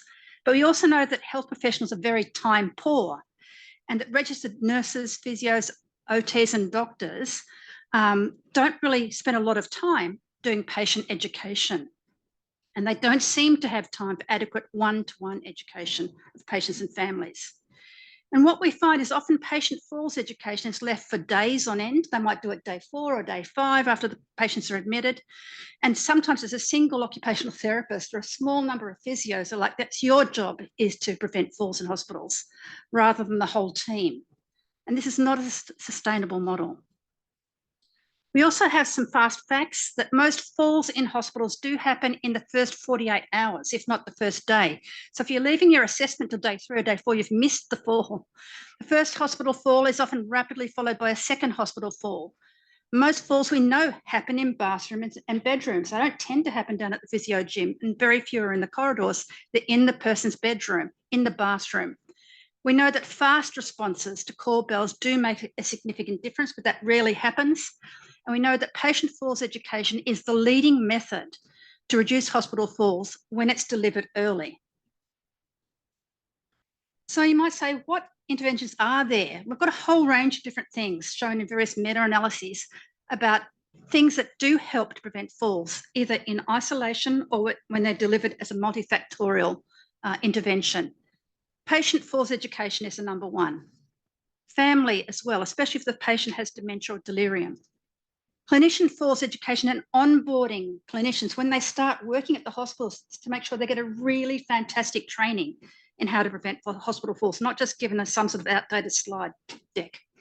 Exercise and physical activity, using walking frames and other assistive devices, fast responses to call bells, having a falls champion in your hospital to actually get the team together and work out who's doing it and doing it fast. Safe footwear, wearing the glasses. In some environmental adaptations, especially decluttering in a very cluttered room, having post-falls huddles in teams after a fall's happened, really good management of dementia and delirium, and also appropriate medication management. So there's a whole suite of things that the meta-analyses show do have some positive effects. You have got this toolkit to choose from. And when you're wondering what to choose from, please go to the World Falls Guidelines, published in 2022. There's a whole section on the level of evidence for different interventions to prevent falls in hospitals, showing what I just said about patient education, family education, falls huddles, and so forth, divesting from frats. And our team also did a meta-analysis on hospital falls prevention, published recently in Age and Aging, and we go through with the forest plots, looking at all of those interventions to see which ones do have evidence of benefit and which ones at the time do not show evidence of benefit. So the meta-analysis evaluated the effects of falls prevention for adults. We looked at falls rates and falls risks. There was 43 studies at the time, 16 with multifactorial interventions, 27 with single interventions. Patient education and health professional falls education showed the most robust reduction in falls and injuries, whether delivered in isolation or as part of a multifactorial falls prevention intervention or in care bundles.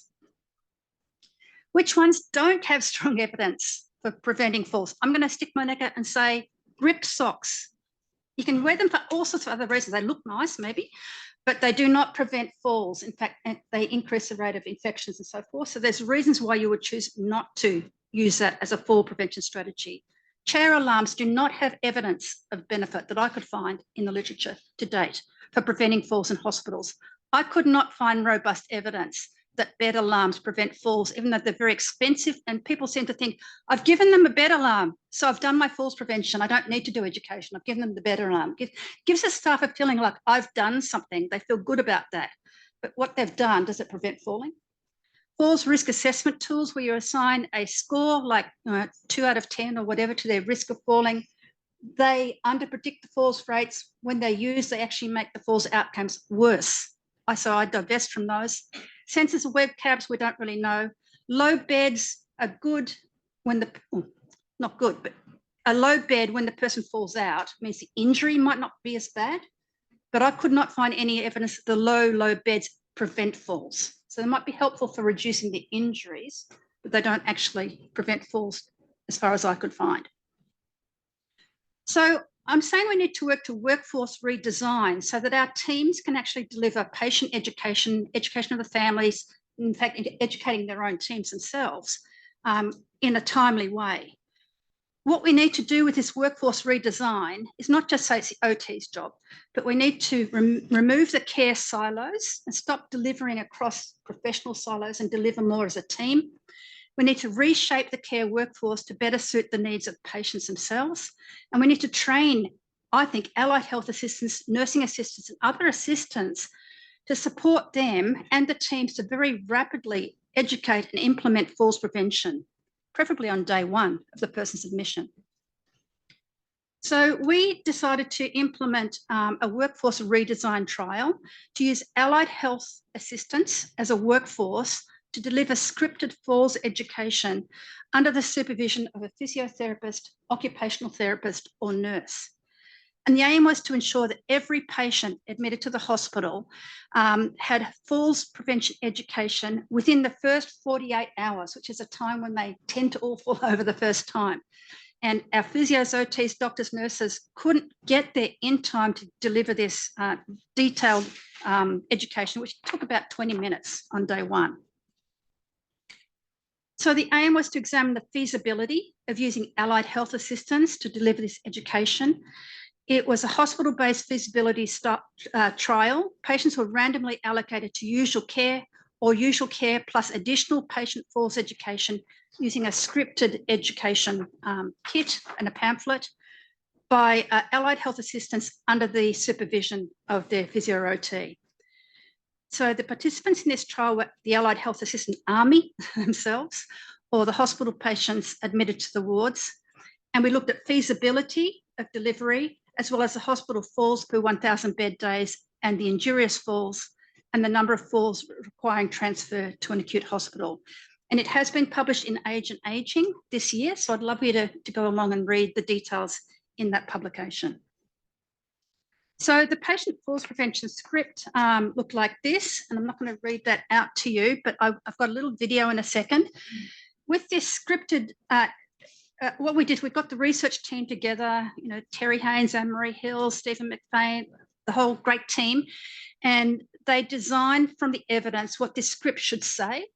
And we wrote it all out for them so the allied health assistants could actually deliver it in a uniform way. And what they did is they first met with their supervisor who assigned the patient, instructed on safety, diagnoses. And then the allied health assistant would go and meet with the patient on day one, introduce themselves, explain why falls are important in hospital. And many patients were like really surprised. They're like, I'm in hospital, I'm safe. But no, you're in hospital, so you're actually at risk of falling. They identified the leverage point, the buy-in and links to falls prevention. They did some very simple goal setting with the patients about preventing falls and injuries during their admission. And they explored how the goal could be met. And they did a follow-up during the admission to explain how that would occur. So I've got a video. So I just wanted to thank the simulated patients and the people who did this for us so we could actually see. I thought it's good to see and hear what it's like. And maybe I'll just hand this around the room as well so you can see. Hello, Michelle. My name is Claire and I'm an allied health assistant here. How are you feeling today? Hi, Claire. I'm feeling well, thank you. I'm the falls safety trainer for this ward, and I'm hoping it might be possible to spend some time talking with you about how we might work together to reduce the chance of you having a fall while you're in hospital. It's pretty common when people come into hospital to have an increased risk of having a fall, mainly because people aren't as well as usual, and it's also a different environment to your home. Sometimes people also face a temptation to do things for themselves and not wait for staff assistance that might be required. Another big point is that when you go to the bathroom, people might not press the call bell and wait for help if they need it. And that can be a major reason why people fall while they're in hospital. That's why we make sure all patients are orientated to falls prevention when they come to our ward, so that together we can prevent falls. My role is to help us think about how we might reduce the chance of you having a fall. Would that be okay? Yes, absolutely.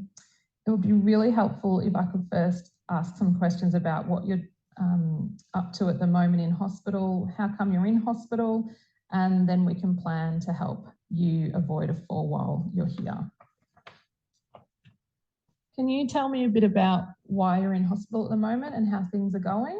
So I had developed bad arthritis in my hip, and I finally conceded to needing a hip replacement, which I've recently had.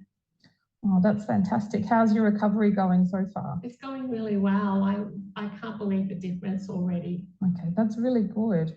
So what would you like to get from this hospital stay? So obviously I don't want to have a fall in hospital, but I just want to have a good recovery so I can get back to my life. Yeah, that's a really good goal. I think to get better, get stronger and go home is something that we can definitely help you with.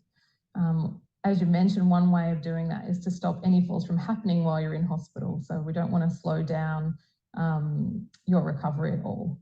What do you think might be helpful in avoiding a fall when you're in hospital? So I live by myself, so I'm not used to asking for help. So I think maybe the first thing to do will be to concede that I need help and to make sure that I know how to get it. Yeah, I think that's a really good point. A lot of people, when they come into hospital, are used to doing things for themselves, but we have lots of systems in place to help you. One of these strategies is having a call bell. So you can see the call bell next to your bed. When you press that, that alerts the nurses, and they are more than happy to come and help you move around your room and especially getting to the bathroom. So we have the call bell. You can see the bathroom is not far from your bed. Another way that we can try and reduce the risk of falls is making sure that you've got good footwear on. And I can see you've got really good shoes on today that you can slip on and on yourself. And they have a firm sole. So that's great. I'm really going to urge you to have your shoes on whenever you're out of bed, even if you think it's not too far to go to the bathroom. It's really important that you have shoes on that prevent slipping. Because you've had this hip replacement and you're using, I can see crutches at the moment to help you walk. While you're still recovering, it's really important that we supervise or assist you when you're walking, especially when going to the toilet, and that you have your crutches every time. So that's just an example. I'm not going to play the whole 20 minutes because it takes around 20 minutes to deliver this.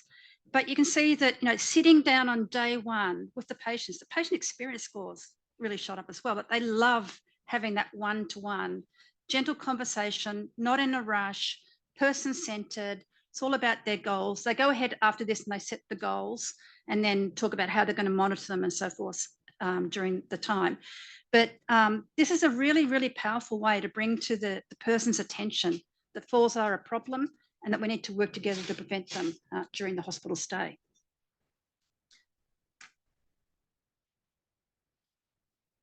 And yet at the same time, we gave them a falls prevention brochure so that after the conversation, they would actually have this brochure where they could refer to all of the points raised in the discussion.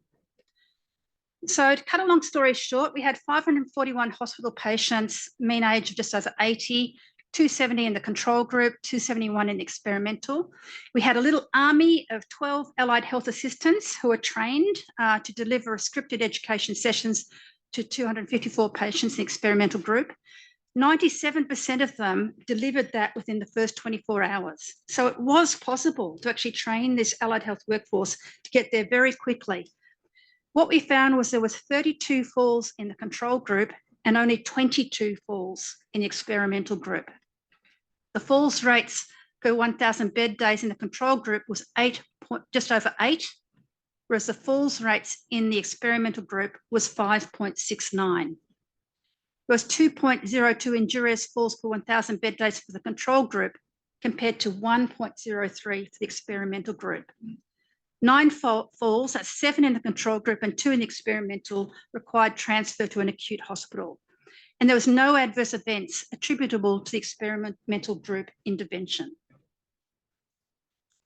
We also did an economic assessment alongside this trial, and we found that for the 271 patients in the experimental group, the cost beyond usual care was just over $200 per patient for this intervention. So people often say, oh, I can't train all these allied health assistants, they're too expensive, but $200, when you look at the number of falls prevented and the length of stay reduced, and the patients enjoying patient-centered care on day one, I think $200 is a fantastic investment.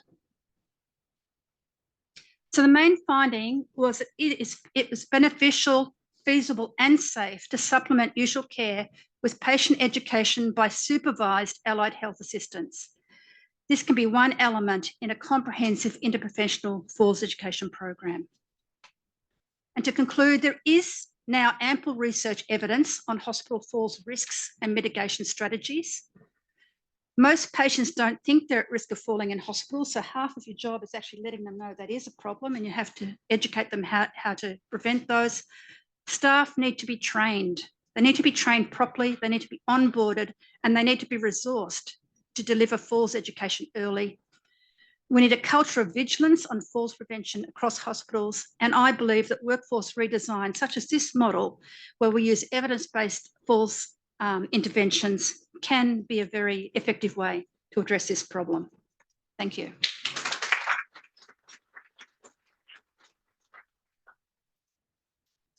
Thanks very much, Meg. Before we move on to panel discussion, just wanted to see if there's any specific questions for Meg.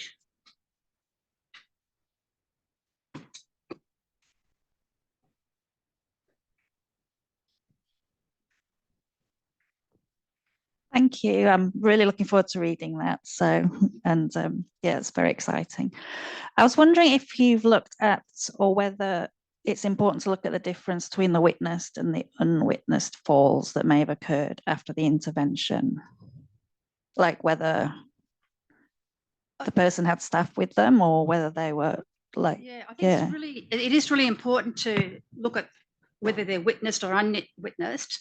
The majority of falls in this trial were unwitnessed, and so that raises a question in its own right. Like, often, there was a need for supervision or assistance, and that wasn't occurring at the time. So that's where the post-falls huddles come in. They're really useful to actually get a small team of together, 3 or 4 people, just for 5 minutes and work out what happened with that fall, who was meant to be there, who wasn't there, not to blame, but just to understand what were the patient's needs, why was it missed, like why wasn't that supervision happening there? But that's a really good point.